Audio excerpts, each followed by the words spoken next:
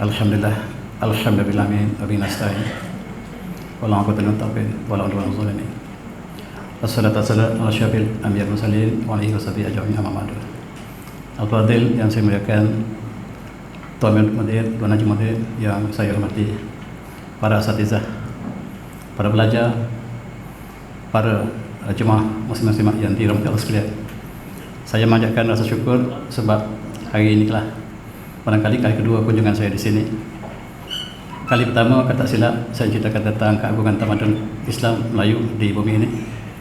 Tetapi sempena dengan kejatuhan Granada, umat Islam di Sepanyol, izinkan saya untuk menceritakan tentang kesan berantai yang akibat daripada kejatuhan Granada. Islam bertapak di Granada selama 800 tahun. Akhirnya kita jatuh. Dan kita mulakan dengan ayat surah Al-Baqarah. A'udzu billahi minasyaitonir rajim. Walan tadha al-yahud wan nasara hatta tattabi'a millatuhum qul inna allaha wal huda wa in taba'ta hum ba'da alladhi ja'aka min malaikallahi malaikallahi min waliyyin wala nasir. Surah Al-Azim. Dan tidak mungkin berkata pada kamu Yahudi dan Nasara sehinggalah kamu ikuti agama mereka. Katakanlah Muhammad, sesungguhnya petunjuk itulah petunjuk Allah. Sesungguhnya petunjuk Allah itulah petunjuk yang hakiki. Dan sekiranya dikau mengikuti hawa nafsu mereka selepas datang pada dikau ilmu, maka tidak ada lagi lah perlindungan daripada Allah. Tidak ada pelindung dan tidak ada penolong daripada Allah SWT. Ini menggambarkan kepada kita bahawa dua kumpulan ini, Yahud dan Nasara, tidak mungkin rela kepada kita. Dan sejarah inilah yang kita akan paparkan insyaAllah pada malam ini. Bagaimanakah umat Islam telah bertapak di Andalusia, di Sepanyol sekarang. Jauh kita bincang ini, tetapi dia ada pesan yang sangat langsung dengan negara kita.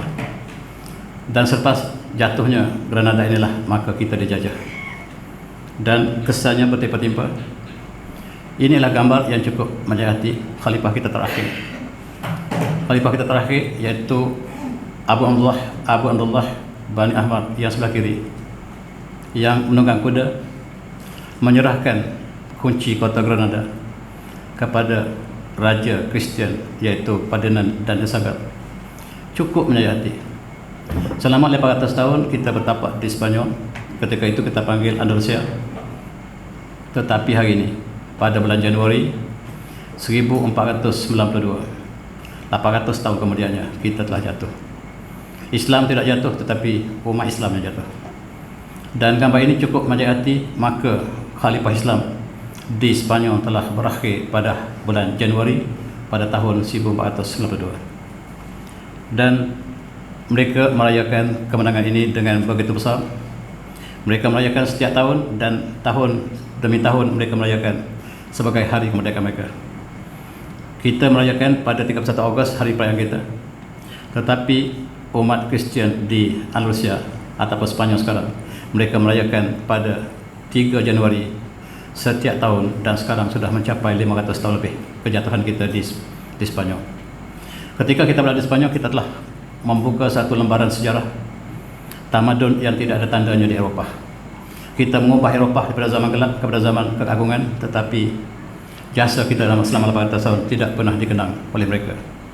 Inilah raja yang menerima kemenangan itu. Yang sebelah kiri ialah Isabella, dan yang sebelah kanan ialah Ferdinand. Ferdinand dan Isabel sengaja dikahwinkan oleh gereja untuk membentuk sebuah kerajaan besar yang bakal mengambil kerajaan Islam.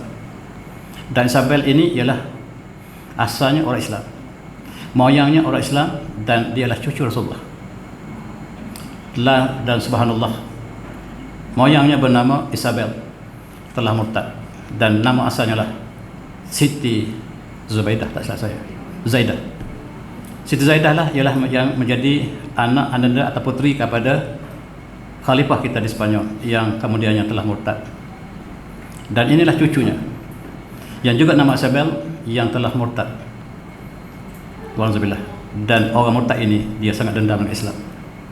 Dan dia mengatakan bahawa sebagaimana yang para pelajar boleh baca di sini, annahu ka lima kana Allah qad ikhtarhuma litarhil mamlakah Ornatiyah. Dia mengatakan bahawa Allah telah memilih mereka berdua untuk menghancurkan orang kafir. Orang Islam itu dipanggil orang kafir. Minal kufrah Dan oleh sebab itu mereka ingin hancurkan Islam seluruhnya di Sepanyol. Mereka telah bernazar, keputusan mereka ialah umat Islam harus mati, tidak ada yang tertinggal. Dan Isabel telah bersumpah, selagi dia tidak membunuh seluruh umat Islam yang jumlahnya sekurang-kurangnya 6 juta, dia tidak akan mandi. Dan dia tunaikan nazarnya sehingga dia mati, dia tak pernah mandi. Dan katanya dia sangat busuk sehingga suaminya tak dapat mendekatinya kerana dia benci pada Islam. Dia bernazar dia tidak akan mandi. Hari kematiannya, para pendeta mereka sedang berbincang apakah kita boleh mandi dia kali terakhir, sebab orang Kristian juga mandi mayat. Sekarang tidak lagi. Ketika di Sepanyol mereka juga mandi mayat jenazah seperti kita juga, sebab dia mengatakan dia bernazar dia tidak akan mandi selama-lamanya. Selama-lama itu apa maksudnya? Mereka berbincang. Kata pendeta mereka, maksudnya selama dia hidup. Tetapi sekarang dia sudah mati, sekarang mandi atau tidak bergantung kepada pendeta. Pendeta kata kita kena mandikan. Itulah kali pertama dan terakhir dia mandi. Sangat dendam. Apakah yang mereka lakukan? Umat Islam tidak boleh tinggal di Sepanyol lagi. Bumi ini bumi Kristian. Bumi ini satu raja, satu agama. Agama yang lain selain pada Kristian harus keluar. Kami beri peluang beberapa ketika umat Islam boleh keluar dengan selamat. Dan sekiranya selepas ini peluang itu tidak akan diberikan lagi, umat Islam berduyun keluar, menyeberangi laut dan tersebar seluruh kawasan negara umat Islam. Cukup menyayati. Dan kita boleh bandingkan hari ini ialah apa yang berlaku pada Palestin, juga sifat yang sama. Selepas Yahudi memasuki Palestin pada tahun 1948, gambar yang hampir sama. Umat Islam juga dihalau keluar daripada bumi yang Palestin. Ini nasib para pelajar sekalian. Apabila kita sudah tidak kuasa, orang lain memegang kuasa, maka ini nasib kita. Mari kita renung, sebab mereka yang tidak belajar sejarah, sejarah akan mengajarnya sekali lagi. Oleh sebab itu kita lihat, selepas umat Islam telah keluar sebahagian besar daripada Sepanyol, mereka mengadakan satu mahkamah yang mereka sebut sebagai Mahkamah Taftish Al-Hispania ataupun Andalusia. Di sini umat Islam akan dihukum. Umat Islam tidak boleh hidup di bumi Sepanyol. Sepanyol hanya untuk umat Kristian semata-mata. Dan siapa yang diberi peluang supaya mereka boleh memeluk Islam, memeluk Kristian atau mati, pilih dua pilihan. Kristian atau mati. Sebahagian mereka memilih Kristian, walhamdulillah. Sebahagian lagi memilih mati. Mari kita kenang sejarah ini. Dan ketika itu Kerajaan Osmaniyah sedang bertahta di kawasan berpusat di Istanbul sekarang. Dan panglima kita lah yang diutus untuk menyelamatkan sebahagian daripada umat Islam yang menerima mehnah yang sangat dahsyat di Sepanyol. Dan panglima kita inilah yang kita terkenal dengan Khairuddin Barbarossa, yang dikatakan panglima Islam janggut merah. Barbarossa ialah bahasa Itali, maksudnya panglima dengan janggut merah.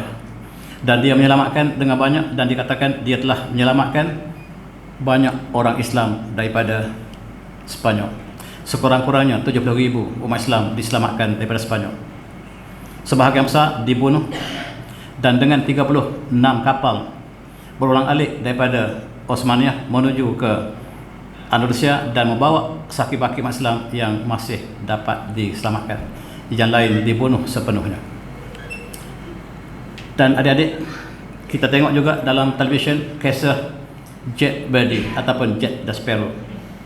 Dan dia adalah juga seorang Kristian yang tiba-tiba Allah berikan hidayah padanya. Dia ialah mengucapkan syahadah, dan dia adalah berjuang untuk menolong umat Islam yang terperangkap di dalam penjajahan tersebut. Sampai hari ini digambarkan sebagai lanun. Begitu juga dengan Barbarossa, digambarkan sebagai lanun, dan dia adalah seorang panglima yang sangat warak. Dan inilah sejarah yang telah dipasukan dan ditontonkan dalam televisyen, menggambarkan panglima dengan kaki kayu ini. Sebenarnya tidak kaki kayu, dia adalah orang yang sihat.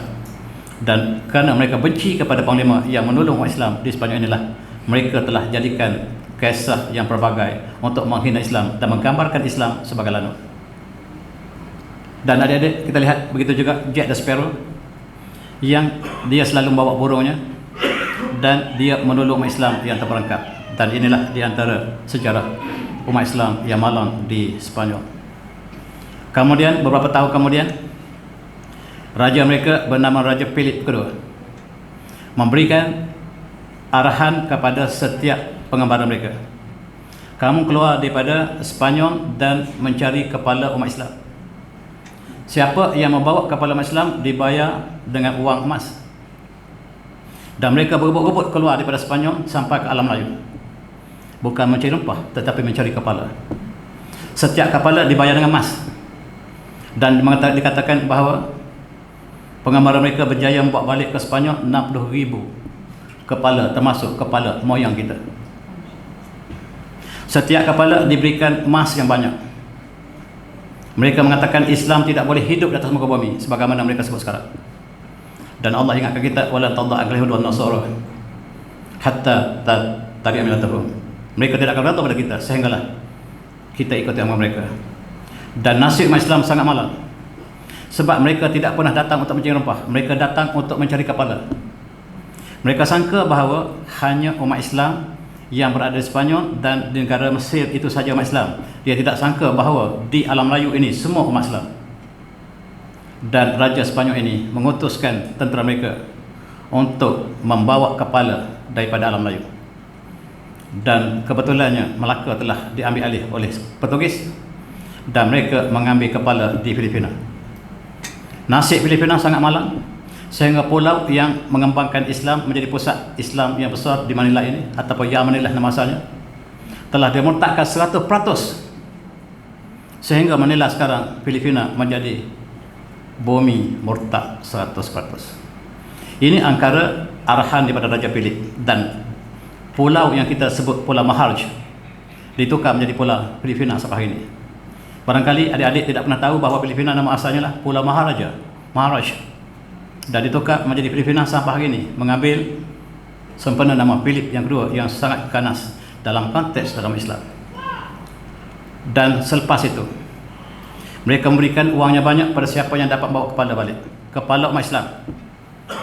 Kepala umat Islam ada ciri-ciri tertentu, termasuk janggutnya, sebab orang Kristian tidak berjanggut. Oleh sebab itu janggut sudah cukup untuk membuktikan dia seorang Islam.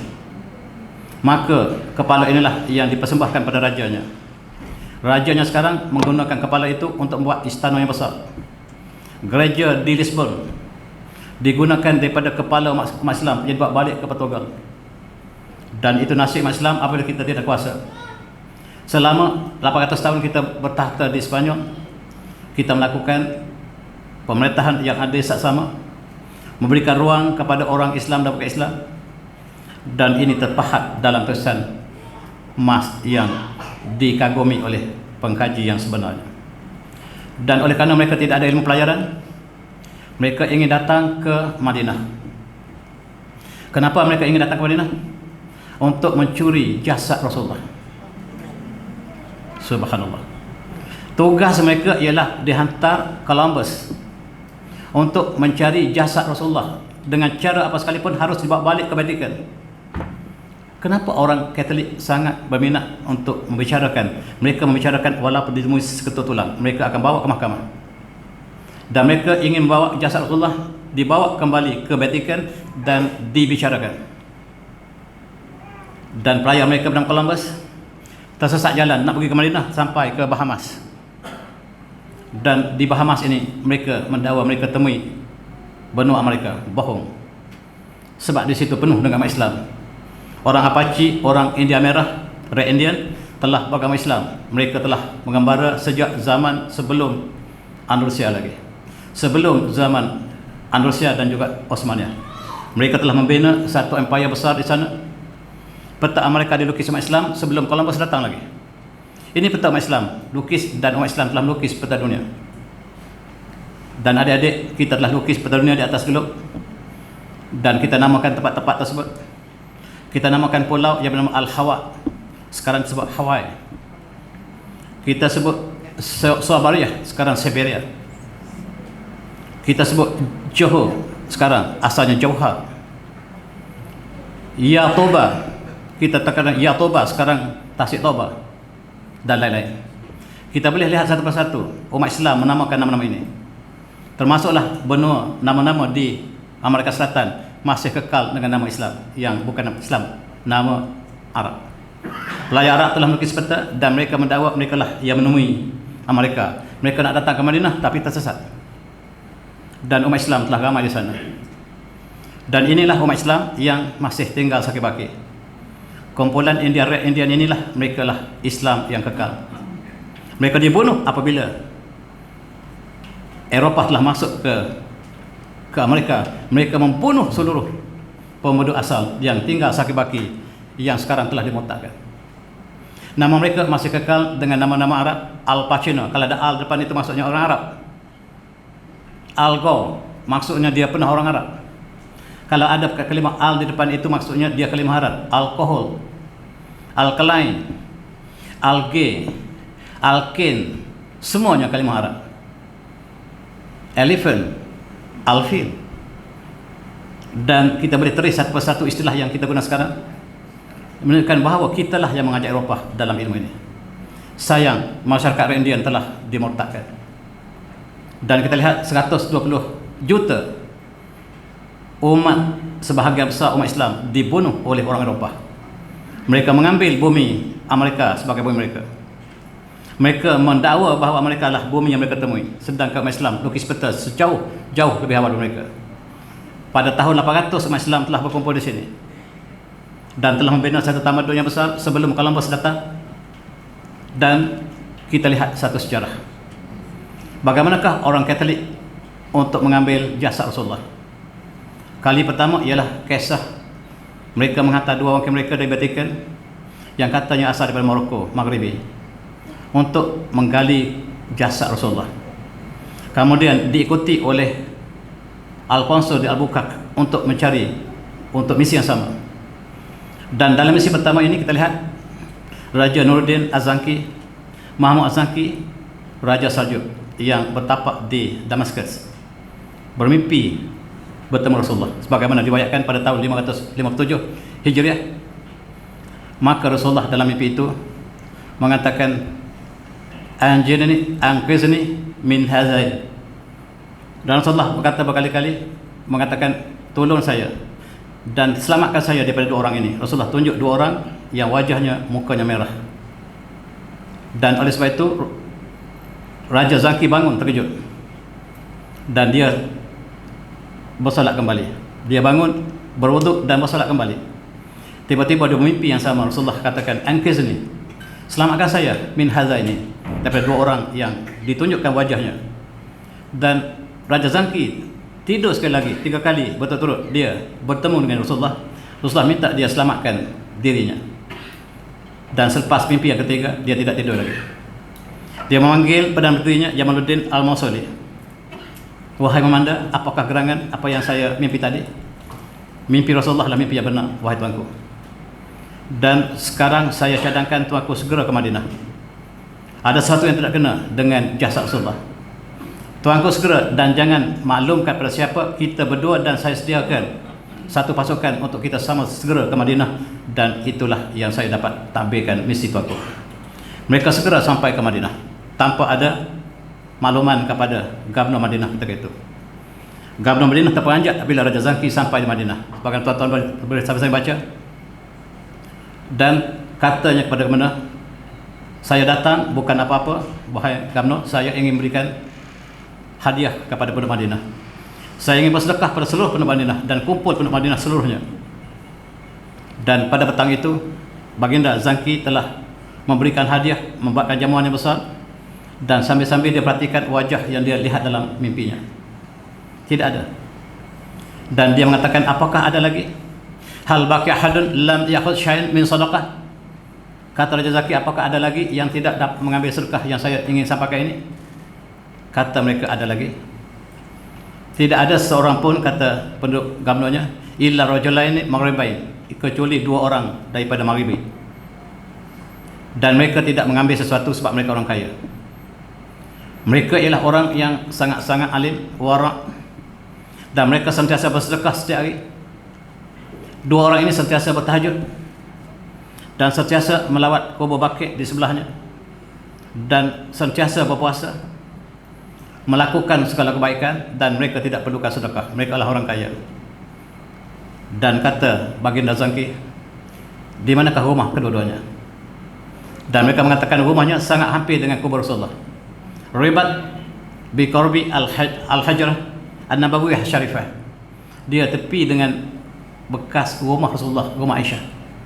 Dia sudah mengadakan rumah di situ. Maka Raja Zangki minta untuk melawat rumahnya. Dilihatnya tidak ada apa-apa, rumahnya kosong. Ada satu kapet. Dan bila dibuka kapet, dilihat ada lubang menuju kubur Rasulullah. Maka terjadi dialog antara Raja Nurkin dengan dua orang tadi.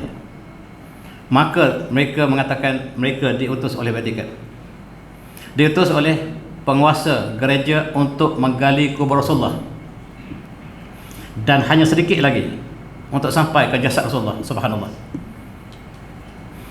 Dan sudah ada kapal yang menunggu di Jeddah untuk membawa jasad Rasulullah ke Vatikan.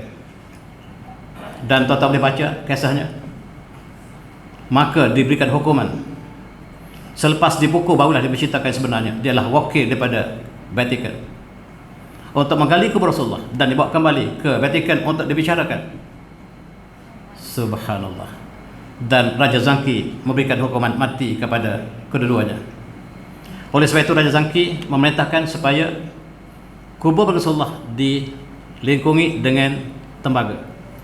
Cairan tembaga digali sekeliling kubur Rasulullah sampai hari ini, dan diberikan satu bentuk silinder dikelilingi Rasulullah sebagai gambar ini supaya tidak dapat lagi digali, dan dibuatkan dengan kubah dan ditutup rapat berlapis-lapis demi untuk menjaga jasad bagi Rasulullah yang mulia. Tuan-tuan yang saya hormati, sejak itulah orang kafir tidak dibenarkan datang ke Madinah. Di Mekah memang tidak boleh masuk, tapi Madinah asalnya boleh. Ramai orang kafir berjumpa Rasulullah. Tetapi selepas peristiwa ini, maka Raja Muhammad Zangki mengatakan tidak boleh sebarang orang kafir masuk ke Madinah. Mekah dan Madinah tidak, kedua-duanya tidak boleh dimasuki oleh orang bukan Islam. Hari ini tuan-tuan, di bawah kerajaan Arab Saudi yang baru, kalau kita pergi ke Madinah, lil muslimi faqat, hanya untuk orang Islam saja masuk ke Madinah. Li ghairil muslimin adalah melecok ke kanan, masuk ke kawasan lain. Tetapi hari ini tanda lil muslimin faqat telah dibuat, dan sekarang orang bukan Islam boleh masuk ke Madinah dengan bebas. Sekiranya tuan-tuan yang ada peluang ataupun yang dipanggil Allah untuk ibadah haji hari ini, untuk tahun ini, jangan heran kalau kita melihat orang yang pakai seluar pendek di kawasan Madinah. Mereka telah masuk ke Madinah, bahkan mereka sudah masuk ke Mekah. Dan pada hari Raja Haji lepas, pada hari Haji ketika kita sedang berkhutbah, sedang wukuf di Arafah, mereka berkeliaran di Mekah. Dan ini satu fenomena yang baru yang tidak pernah berlaku sebelum ini. Dan oleh sebab itu Madinah ditutupi kubur Rasulullah dengan sempurna dan disilkan supaya tidak ada kejadian yang kedua. Maka selepas peristiwa ini pertama, ia tidak berjaya. Selepas kejatuhan umat Islam di Granada, sekali lagi mereka memberikan tugas ini untuk mengambil, mencuri, mengambil dan secara paksa. Mereka mengata siri-siri pelajaran mereka bukan untuk jelbah, tetapi untuk menggali jasad Rasulullah. Dan siri-siri perjalanan ini diteruskan, dimulakan daripada Lisbon, akhirnya sampai ke Afrika Selatan, Afrika. Dan mereka terus pergi ke Madinah. Tetapi ada satu peristiwa yang menghalang mereka masuk ke Madinah, yaitu armada Osmaniyah yang sedang berjaga di Laut Merah. Mereka tidak dapat masuk ke Madinah. Tujuan mereka bukan untuk ke Melaka, tetapi untuk ke Madinah. Tetapi apabila disekat di Laut Merah, mereka mengelencong hara ke arah India dan alam Melayu. Dendam kesumat mereka kepada umat Islam dilepaskan di Melaka dan di Filipina. Mereka menghancurkan umat Islam. Dan ketika itu kita sudah berpecah, kekuatan kita tidak ada, kita dijajah satu persatu. Dan inilah mereka berlayar. Selepas daripada Tanjung Pengharapan, mereka telah masuk ke kawasan timur. Dan sepanjang perjalanan mereka telah menghancurkan masjid. Dendam kesumat mereka pada Islam tidak pernah padam sampai hari ini. Dan adik-adik, Raja mereka yang bernama Animal II, Portugal, yang telah terpisah daripada Sepanyol, telah mengutus siri-siri pelajaran supaya segera mengambil jasad Rasulullah SAW untuk dibawa ke Vatikan secepat mungkin. Tidak boleh lewat daripada tahun ini, kata raja mereka. Dan oleh sebab itu Vasco da Gama, mereka tidak tahu pelajaran, tuan-tuan, dan mereka dibantu untuk sampai ke Afrika di Tanjung Harapan oleh pelajar Muslim Ahmad Abdul Majid. Adik-adik nanti cuba kaji siapakah Ahmad Majid yang melukis peta dunia, yang kemudiannya disambung oleh Adrisi lebih awal, dan orang Eropah mengembara berdasarkan peta umat Islam. Satu masa dulu kita di atas, mereka di bawah. Hari ini kita di bawah, mereka di atas. Roda sentiasa berputar, sekali ke atas, sekali ke bawah. Dan masa dulu kita di atas, tetapi apabila kita kalah di Spanyol, kita di bawah. Dan mereka apabila terlepas daripada Tanjung Harapan, mereka menyekat setiap kapal haji. Mereka membunuh umat Islam sekali lagi. Dan cukup malang kita lihat satu kapal daripada alam Melayu, barangkali orang Jawa, barangkali orang Sulawesi, barangkali orang Filipina, disekat oleh Vasco da Gama, dibunuh seluruhnya, dan harta mereka dirampas, kapal mereka dibakar. Maka syahidlah umat Islam yang sedang menuju ke Mekah. Gambar-gambar ini ialah gambar yang barangkali tidak pernah disiarkan. Dan dalam sejarah tersebut, mereka telah membakar kapal yang membawa 700 jemaah haji yang sedang dalam perjalanan ke Mekah. Mereka nak masuk Madinah tidak boleh, sebab armada tentera Osmaniyah sedang berjaga di Laut Merah. Mereka melencong dan mereka temui jemaah haji daripada timur, dan kita jangka daripada alam Melayu. Dibunuh 700 orang moyang kita. Dan dalam perjalanan itu mereka meruntuhkan 300 masjid, dan mereka membunuh laki dan wanita dan mengambil kepalanya untuk mendapat harga emas yang ditawarkan oleh raja mereka. Mereka tak pernah datang untuk cari rempah, mereka tak pernah makan rempah. Makan karipak pun pedas. It's very hot, dia kata, makan karipak kita. Tiba-tiba dia ajar bahawa dia datang dan cari rempah. Inilah penyelewengan sejarah dalam negara kita. Sebab sejarah mereka yang tulis. Kita kalah ketika itu, mereka yang menulis sejarah. Dan siri kedua ialah Al-Bukak. Tujuannya sekali ini harus digali kubur Rasulullah segera. Dan tugasnya ialah untuk terus ke Madinah, masuk ke Laut Arab dan masuk ke Jeddah, terus masuk ke Madinah, gali kubur Rasulullah apa cara sekalipun. Dan tugas ini dibawa oleh Alfonso de Albuquerque. Dan tugas kedua ialah untuk menyekat air Sungai Nil. Mereka sangka umat Islam hanya ada di Mesir. Bila sampai di Laut Merah, tentera Armada Osmaniyah yang sangat banyak di situ. Tuan-tuan, satu masa dulu kita di bawah Osmaniyah. Osmaniyah menjaga keselamatan haji umat Islam, tetapi apa yang dibunuh oleh Portugis tadi ataupun oleh tentera di Spanyol tadi ialah yang terlepas daripada pengawalan kerajaan Osmaniyah. Oleh kerana Laut Arab tidak boleh dimasuki oleh tentera daripada Portugal, mereka melencong ke India. Mereka bukan untuk pergi ke India. Mereka tidak pernah berminat dengan India. Mereka hanya minat untuk Madinah. Tapi sekarang oleh kerana mereka telah masuk ke Laut Arab untuk ke Madinah, mereka melencong ke India. Maka mereka ketahui bahawa India adalah benua Islam. Baru mereka tahu bahawa di India adalah benua Islam, umat Islamnya ramai, ulama-ulamanya ramai. Maka Osmaniyah telah menyekat mereka daripada masuk ke Madinah. Alhamdulillah. Dan tuan-tuan, adik-adik, mereka datang ke India. Apabila diketahui bahawa tentera Portugis telah sampai ke India, Osmaniyah yang berkawal di Laut Arab, maka panglimanya dipanggil. Ini panglima Islam bernama Periris. Sejarahnya cukup menyayati. Barangkali fitnah telah berlaku. Dan bagaimanakah tentera yang sangat hebat ini, tentera Osmaniyah, melepaskan tentera Portugis sampai ke India. Kemudian sampai ke Melaka. Dia dipanggil untuk dibicarakan, dituduh, dan kita percaya inilah permainan Portugis. Dia dikatakan membiarkan bahtera Portugis melepasi daripada Laut Arab dan menuju ke India, dan dia dibicarakan dan dihukum pancung. Ini ialah panglima perang besar kita, dan kematiannya yang dipancung di Mesir sampai hari ini tidak dapat diselesaikan. Apakah benar-benar dia bersalah, ataupun hukuman ini disebabkan oleh fitnah daripada Portugis? Sampai sekarang tidak ada keputusan yang muktamad, dan sekarang baru kita tahu bahawa dia adalah seorang panglima yang sangat dedikasi kepada Islam. Dan sekarang Portugis sudah masuk ke India. Osmaniyah telah berusaha keras untuk menyekat kemarahan Portugis ke India. Di sekolah kita diajar bahawa bahasa agama Portugis datang untuk mencari rempah, sedangkan mereka datang untuk mencari kepala manusia, kepala umat Islam. Itu tak diajarkan. Sejarah ini tulis oleh Portugis, tulis oleh British. Mereka tak pernah nyatakan bahawa mereka datang untuk mencari kepala umat Islam. Yang menyatakan sejarah tersebutlah umat Islam.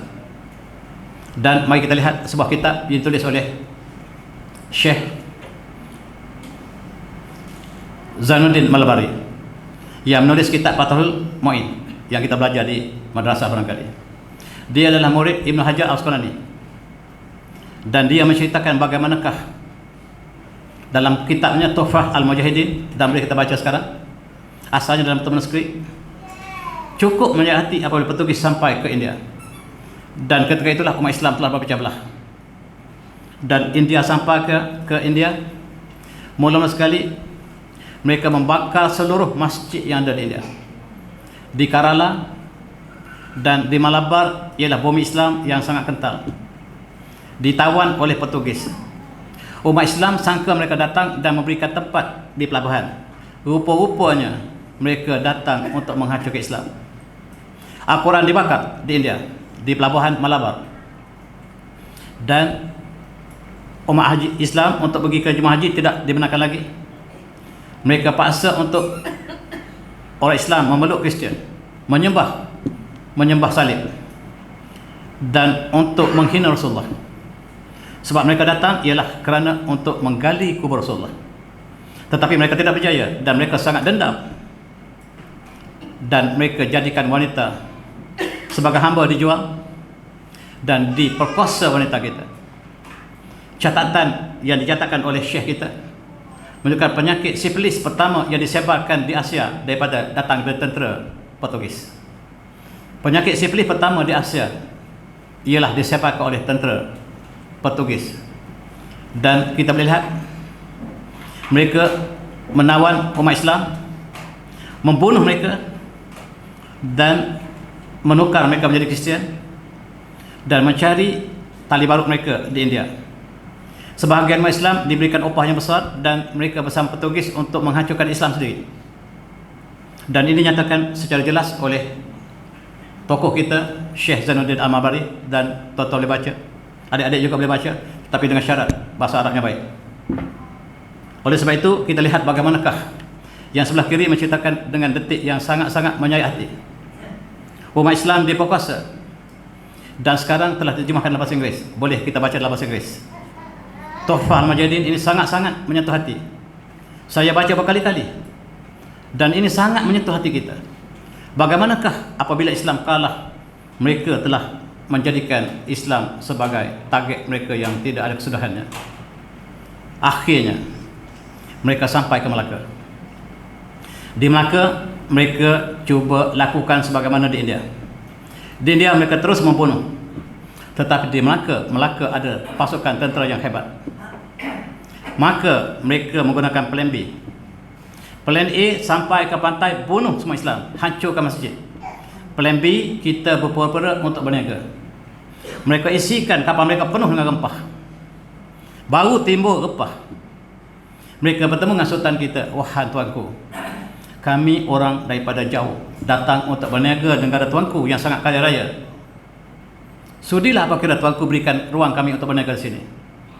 Sebenarnya mereka sedang mencari proksi, dan proksi inilah yang menjatuhkan kerajaan Melaka. Kita lihat bagaimanakah kerajaan Umayyah, kerajaan Abbasiyah, Seljuk Turki, Osmaniyah, Mogol, Malaka ialah sanad yang sama. Kerajaan Melaka adalah sanak yang sama, yang kemudian Portugis mengetahui bahawa di Melaka, mereka sebut Melaka, dalam sejarah Portugis mereka sebut Melaka. Melaka itu dinamakan oleh orang Islam. Melaka ialah tempat pertemuan, bukan pokok Melaka.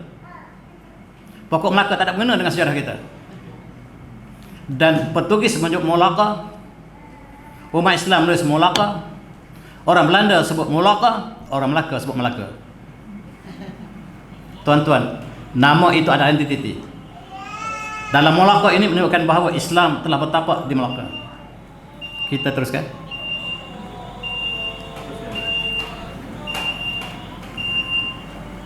Ketika itu kita lihat ketika Melaka sedang bertahta, Sultan Muhammad Al-Fatih berada di Istanbul, membuka Konstantinopel, dan kekuatan antara Melaka dengan Konstantinopel yang sudah menjadi Istanbul dipadukan untuk kebaikan umat Islam.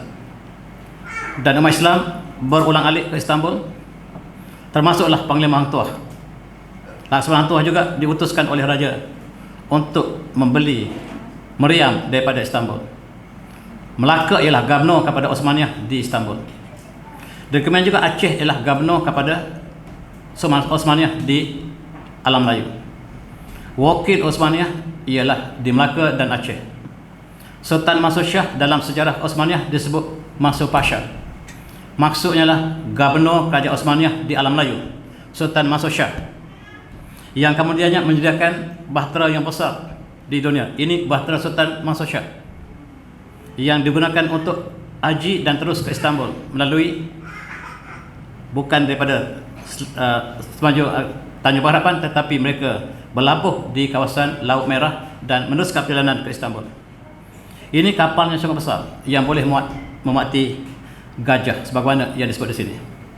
Dibina oleh Sultan Mansur dan mengutus Hang Tuah untuk bertemu dengan Sultan Ahmad Fatih, membeli senjata untuk pertahanan Melaka. Dan inilah yang cukup hebat, tuan-tuan, kita lihat. Dan Melaka ketika itu terkenal dengan negara Islam, melaksanakan hukum Islam yang sangat padu dalam Qanun Melaka, dan melaksanakan hukum harabah dalam konteks Undang-Undang Laut Melaka. Di antara pasal-pasal yang penting ialah qisas. Qisas mana bunuh dibalas bunuh. Hukum berzina, muhsan, terdapat hukum yang dijelaskan dalam Al-Quran. Mencuri, potong tangan dilaksanakan di Melaka. Hukum murtad ialah mati. Ekonomi riba diharamkan. Maka Melaka telah muncul sebagai negara di sebelah timur yang paling aman. Islam memberikan syariah, menyediakan syariah yang untuk kebaikan seluruh masyarakat, termasuklah Islam dan Islam. Dan Melaka sangat aman, tenteram. Sekarang Portugis telah masuk. Kita lihat, sebelum kedatangan penjajah, kita melaksanakan Islam sepenuhnya. Di Melaka kita ada hukum Qanun Melaka, kita ada hukum Laut Melaka, sebahagianlah hukum tanzil, sebahagian hukum yang jelas Al-Quran. Kemudian dibawa ke Pahang ketika Sultan Abdul Ghafur, kita laksanakan Islam di Pahang. Hukum hudud laksanakan di Pahang. Dibawa ke Kedah ketika Sultan Muhammad Jiwa. Ketika Sultan Muhammad Jiwa dilaksanakan Islam, dilaksanakan hukum Islam di Kedah. Yang muftinya ialah ayah kepada Syekh Abdul Samad Al-Palambani. Kemudian Syekh Abdul Samad Al-Palambani mengganti ayahnya menjadi mufti untuk melaksanakan Islam di Kedah. Syekh Abdul Samad Al-Palambani bukan orang Palembang, dia orang Kedah, walaupun namanya Palembani sebab ayahnya asal daripada Palembang. Dan dia telah gugur syahid di selatan Siam. Kuburnya terbiar dalam kebun getah.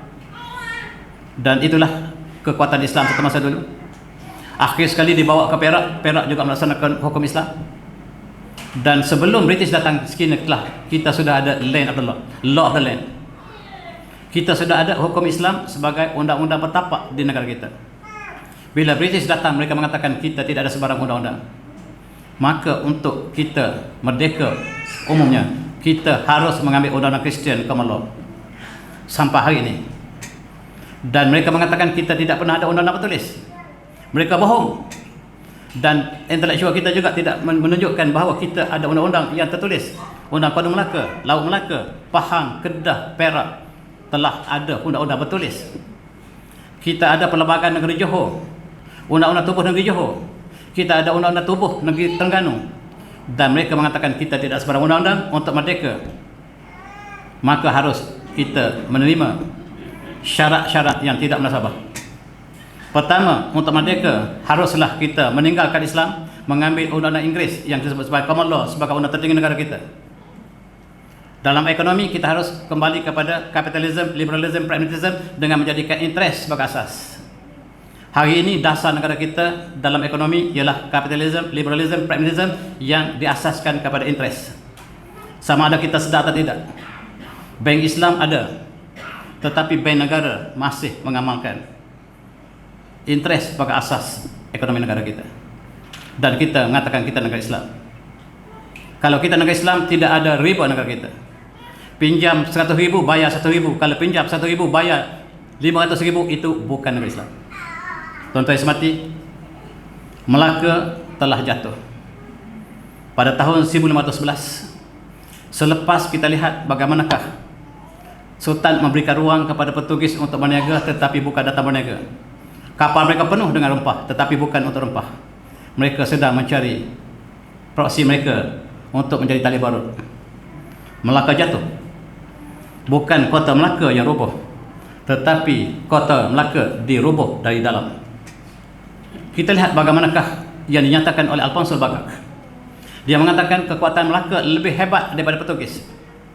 Dan ketika Melaka kalah, dia telah merampas sebanyak, sebagaimana tuan lihat dari sini, dia merampas dengan senjata yang banyak. Ini senjata orang Melayu. Dia merampas 3,000 senapan, 2,000 daripada gangsa, senapan daripada gangsa, dan senapan daripada besi. Dirampas oleh Portugis, dan Portugis mengatakan logistik peperangan Melaka jauh lebih besar daripada Portugis sendiri. Bukan kalah kerana senjata, tetapi penceroboh daripada dalam kota Melaka. Umat Islam telah ada senjata yang banyak, dan sejak Eropah, sebab kita adalah Osmaniyah. Ingat, Sultan Mansur Shah ialah Gubernur Sultan Osmaniyah, dan Osmaniyah adalah negara yang paling tinggi teknologi ketika itu. Tetapi kejatuhan Melaka bukan kerana senjata. Kita ada senjata yang besar, ini yang dibeli daripada Spanyol, daripada Istanbul, dirampas oleh Portugis. Portugis mengatakan inilah antara meriam yang terbesar yang pernah dia tawan dan kepunyaan Melaka.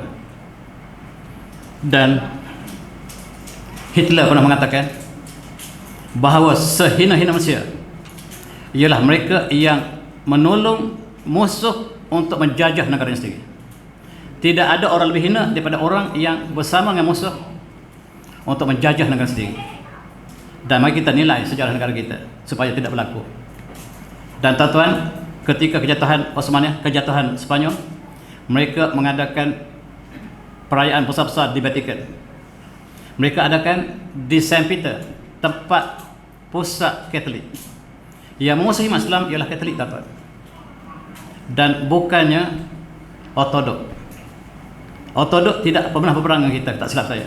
Yang kita sentiasa berperang ialah Katolik yang berpusat di Vatikan, dan mereka telah merayakan di seluruh dunia.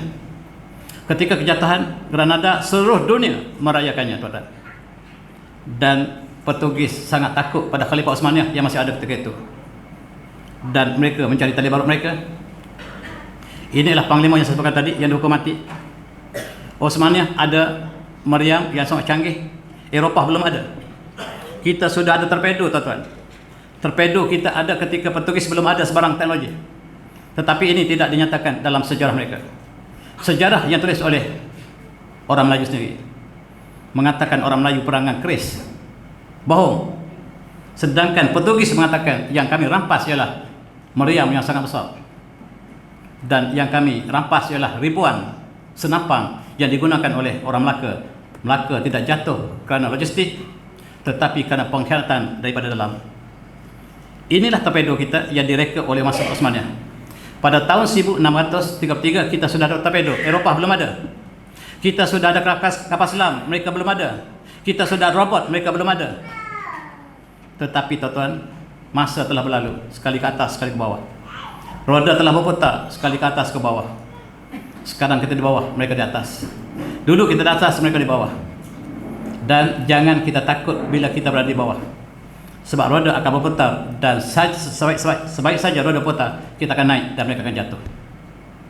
Dan kita lihat bagaimanakah Aceh juga ditolong oleh Osmania sebagai gubernurnya, dan kita sentiasa menentang Portugis, menentang musuh kita, dibantu oleh Osmania. Satu lagi episod yang tidak nyatakan dalam sejarah negara kita. Dan adik-adik, bila Kota Melaka telah jatuh, Osmania telah mengatakan tentang yang banyak. Mereka berjuang di setiap pelosok alam Melayu, dan mereka gugur di Aceh, mereka gugur di Patani, mereka gugur di Kalimantan, mereka gugur di seluruh tempat. Dan kalau kita pergi ke Aceh, kita pergi ke Patani, kubur Panglima Osmania masih kita lihat dengan banyaknya. Kita sebagai satu jasad, tidak pernah dipisahkan oleh geografi.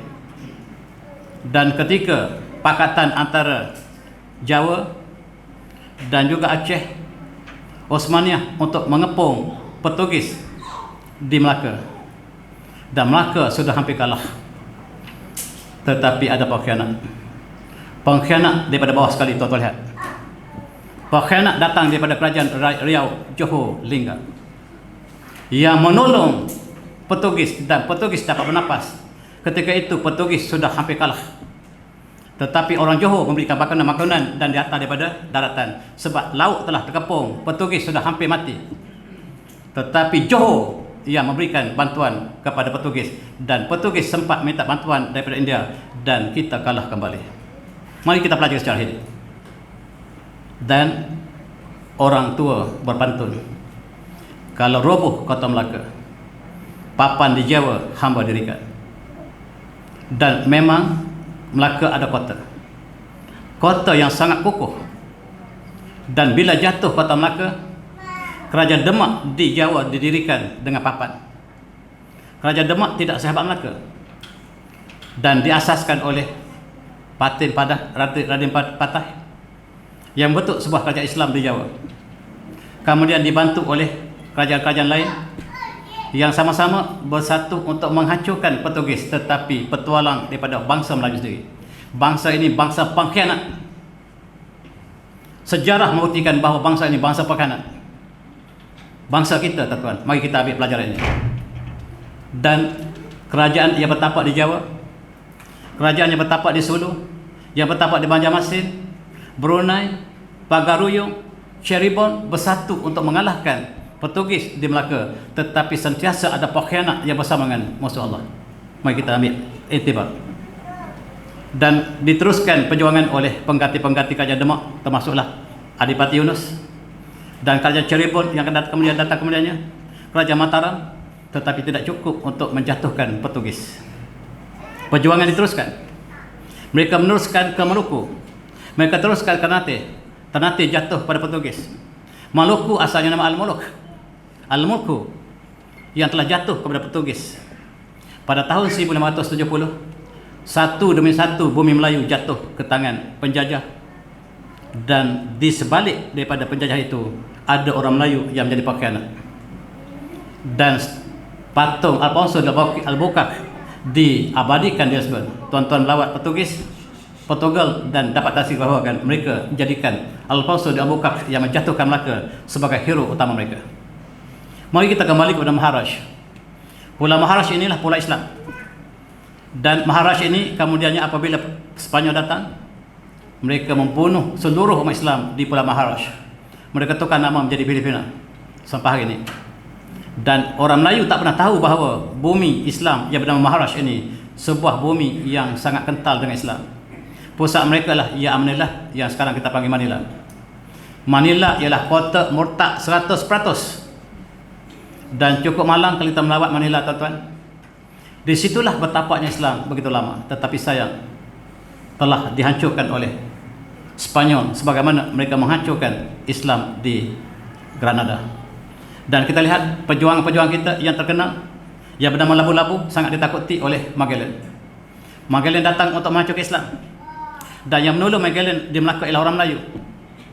Dan Jose Rizal, pahlawan Filipina itu, moyang ialah yang menjadi penolong kepada Magellan untuk menghancurkan Islam. Dan di sinilah kita lihat panglima-panglima kita bangkit. labu-labu menjadi hero kita untuk membunuh Magellan. Magellan sampai di Filipina dibunuh oleh pejuang Melayu kita, dan dia tidak pernah mengelilingi dunia, dan diisytiharkan Magellan orang pertama mengelilingi dunia. Bohong. Dan inilah sejarah yang dibohongi. Dan kita lihat bagaimanakah Manila yang asalnya ia Manila telah betulkan menjadi Manila, dan kita melihat satu persatu bumi kita jatuh pada penjajahan. Mereka berkumpul di Mindanao sekarang selepas mereka disembelih di Luzon. Dan inilah nasib umat Islam. Dan di Filipina ada Raja Melayu yang telah terpengaruh dengan Kristian dan mulut Kristian. Cukup malam. Ada Raja Melayu yang mulut Kristian. Filipina yang asalnya Maharashtra telah bertukar menjadi negara Kristian sampai ini. Cukup malang tuan-tuan, kita lihat. Kemudian di Melaka, Belanda menghancurkan Melaka, dan kita mengenang Syekh Yusuf Khalwati yang berjuang menentang Belanda, Raja Haji Syahid yang menentang Belanda, dan mereka dihantar ke Afrika Selatan. Khususnya Syekh Yusuf Kalimantan ini dihantar ke Kalimantan, dihantar ke Afrika Selatan, dan menjadi inspirasi kepada Mandela untuk membebaskan sistem apartheid di Afrika Selatan. Dan apabila kita tanya Mandela, tokoh idolanya ialah Syekh Yusuf Khalwati daripada Makassar. Dan inilah perjuangan kita. Dan ini Raja Haji yang telah mengumpulkan seluruh tentera Melayu untuk menentang Belanda. Dan dia menulis surat yang terakhir. Dia kata tanggal ini, tanggal 9 Rejab 1193, 88, dan bertepatan dengan 17 Jun 1784 di Tanjung Palas, Teluk Ketapang. Inilah warkah yang kutulis di atas sejadah ketika menghadap kiblat selepas solat dan doa panjangku untuk umat Melayu. Di sebelah kananku ialah Al-Quran, di sebelah kiriku Dalail Al-Khairat, dan badik pesaka di pinggangku. Tetapi tentera yang aku sedang kumpul ini menjadi petualang kepada Belanda, berhati berwajah Melayu tetapi berjiwa Belanda. Mereka lah yang menikam saudara mereka sendiri. Raja Haji mengatakan bahawa bangsa Melayu inilah bangsa pengkhianat. Bukan saya kata, bangsa pengkhianat yang aku kumpulkan seluruh tentera Melayu untuk menentang Belanda, tetapi mereka menentang aku. Aku tidak pasrah. Aku tidak akan undur daripada medan peperangan. Biar peluru menembusi dadaku, bukan belakangku. Aku tidak akan undur sama sekali. Aku tidak akan lari daripada medan peperangan walaupun aku seorang. Dan dia buktikan peluru menembusi dadanya, bukan belakangnya. Dan inilah contoh pejuang-pejuang yang menghadapi pengkhianat dalam sejarah bangsa mereka sendiri. Dan akhirnya alam Melayu satu persatu jatuh. Gambar ini gambar di Jawa. Bagaimanakah Jawa dijajah oleh Belanda, menjadikan orang Jawa sebagai hamba tebusan. Dengan makanan yang sedikit, upah yang sedikit, mereka bekerja seperti haiwan. Dan penulis mengatakan orang Jawa sangat-sangat hina ketika dijajah oleh Belanda. Mereka dianggap sebagai hamba abdi. Wanita mereka ditangkap seperti itu. Tetapi sekali lagi, bangsawan Jawa bersama dengan Belanda, di keraton mereka bersama dengan Jawa, bersama dengan Belanda. Keraton dengan Belanda bersatu untuk menjajah bangsa mereka sendiri. Sekali lagi di Jawa, pengkhianat bangsa ialah bangsa mereka sendiri. Mari kita sedar sejarah negara kita. Sekarang kita dijajah oleh British satu masa dulu, dan pejuang-pejuangnya telah bangkit. Dan ketika itu kita tidak boleh mengatakan Inggris itu jahat. Lalu orang Sumatera membuat kisah dongeng yang benar. Dengar kisah ini. Tersebutlah kisah Raja Bodorai Putih. Kapalnya datang di negeri Tambang Papan. Raja Bodorai Putih ialah Portugis, mempunyai sifat yang berikut: 7 hasta bidang dada, 7 cap pokok lengannya, gerahamnya 4 serumpun, segatang makan daging, 2 cupak lekat di gigi. Ini Portugis. Dia sebut sebagai Raja Bodorai Putih sebab Viceroy ialah gelaran untuk orang Portugis. Dan dia mengatakan ada dua saudaranya bernama Raja Patokah dan Raja Anggerai. Anggerai ini Inggris. Raja Patokah itulah Portugal. Sama-sama jahat. Dan mereka datang untuk menjajah di Sumatera, di tanah Minangkabau.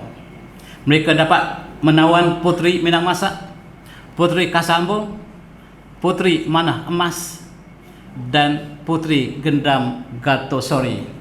Tetapi mereka tidak dapat menawan puteri mereka yang disebut sebagai Puteri Geta Permai. Simbol bahawa jiwa mereka tidak dapat dibeli oleh penjajah. Walaupun ekonomi mereka dijajah, negara mereka dijajah, tetapi jiwa merdeka orang Minangkabau tidak akan dijual. Ini disebut oleh orang Minangkabau sebab ketika itu mereka tidak bercakap secara langsung, mereka menggunakan bahasa kiasan. Dan England ketika itu, British, dijajah oleh Yahudi. Yahudi mengatakan, I cannot what puppet is placed upon the throne of England through the empire, but the man who control Britain's money supply controls the British Empire, and I control the British money supply. Rupa-rupanya British yang jajah Melaya dijajah oleh Yahudi. Kita sedar atau tidak, kita dijajah oleh Yahudi. Rupanya British, tetapi yang menjajah British adalah Yahudi. Itu sebab kita bercuti hari Sabtu. Hari Sabtu adalah simbol Yahudi. Kita masih bercuti hari Sabtu sampai hari ini. Kita sudah merdeka, tapi budaya kita masih bercuti pada hari Ahad dan Sabtu. Peninggalan Nasara dan Al-Yahud. Tuan-tuan, kisah yang menarik. Orang yang paling kaya dalam dunia, namanya Nathan Rothschild, dan emasnya cukup banyak. Dan tuan-tuan boleh baca kisahnya. Dia buat satu besar, rumah yang besar yang ada emas betul-betul dalamnya. Untuk masuk menggunakan pintu yang sangat-sangat rahsia. Dia masuk melihat emasnya dan dia tutup pintu. Dia tak lupa untuk tak boleh, pintu tidak boleh buka daripada dalam. Dan dia mati dalam bilik emasnya di England. Dan dia mengatakan, manusia yang paling kaya telah mati kelaparan dan dahaga. Dia paling kaya, tetapi dia perlukan secawan air. Itulah erti maksud kekayaan. Jangan lupa perjuangan Mak Kilau, adik-adik. Perjuangan Mak Kilau juga telah dibeluti oleh orang Melayu sendiri, oleh para Habib, Keturunan Rasulullah, yang menjadi petualang pada perjuangan Mak Kilau. Dan kita lihat bagaimanakah di antara dua pegawai Melayu yang bersama dengan British untuk mengalahkan Mak Kilau, ialah dua orang Habib, Syed Hussein dengan Syed Osman. Keturunan baik-baik yang telah bersatu untuk menghancurkan perjuangan Islam yang dipimpin oleh Mak Kilau dan 250 orang Melayu bersama dengan Habib ini. Ini sejarah malang kita umat Islam, tuan-tuan. Dan apakah sejarah ini akan berulang sekali lagi? Apakah kita bersama dengan musuh Allah? Yang jelas, sebab kita lihat orang baik-baik, pegawai tinggi kita yang diberi kepercayaan untuk membimbing orang Melayu ketika itu daripada golongan yang keturunan Rasulullah. Tetapi mereka bersama dengan penjajah untuk menghancurkan perjuangan Mak Kilau. Marilah kita ambil iktibar. Ketika kita dijajah, moyang kita menjadi tentera British. Ini petualang kepada perjuangan Islam. Barangkali yang tabik pada British inilah moyang kita sendiri. Dan mari kita pelajari sejarah ini. Dan kita lihat Osmaniyah yang besar telah hancur disebabkan pakatan daripada Yahudi dan Nasara.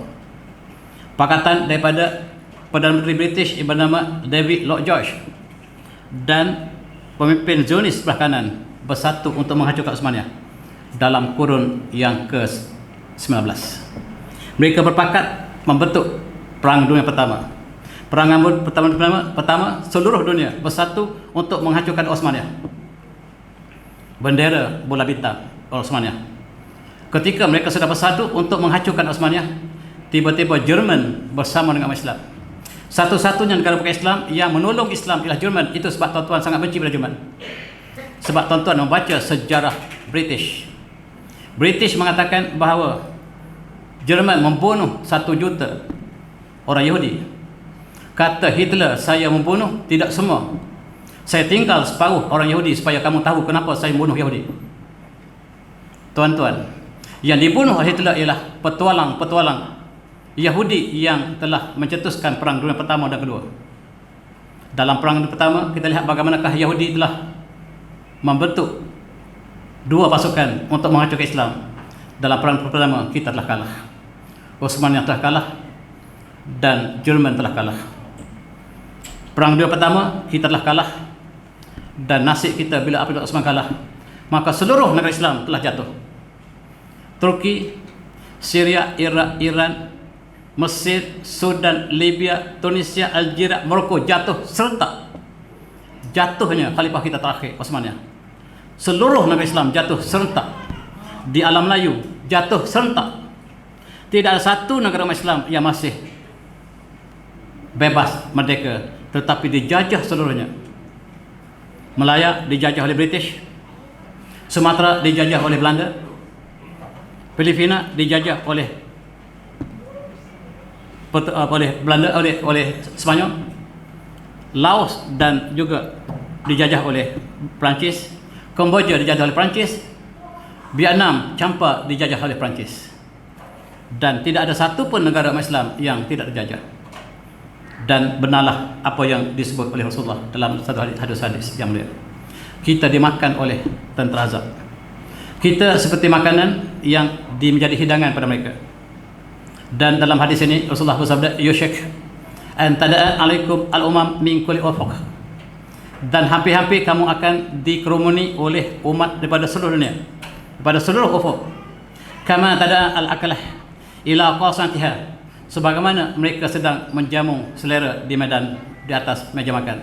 Qila, Rasulullah ditanya, ya Rasulullah, famin qillata yawmaizin, apakah hari itu kita bilangan kita sangat sedikit? Qala la, Rasulullah kata tidak. Walakinnakum ghusaun kawasil atsail, tetapi hari itu kamu banyak seperti buih yang tidak ada kekuatan.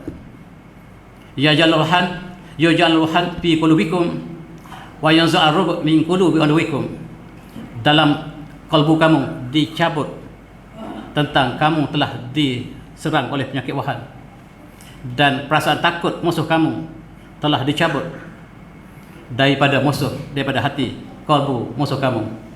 Lihubukum ad-dunya wa akrahatikum al-maut, sebab kamu cinta dunia dan benci kematian, maka kamu akan dimakan oleh musuh kamu, dan kamu akan dimakan, diratah oleh mereka. Benar-benar berlaku, tuan-tuan. Umat Islam diratah seluruhnya. Tidak ada satu negara Islam yang tidak diratah.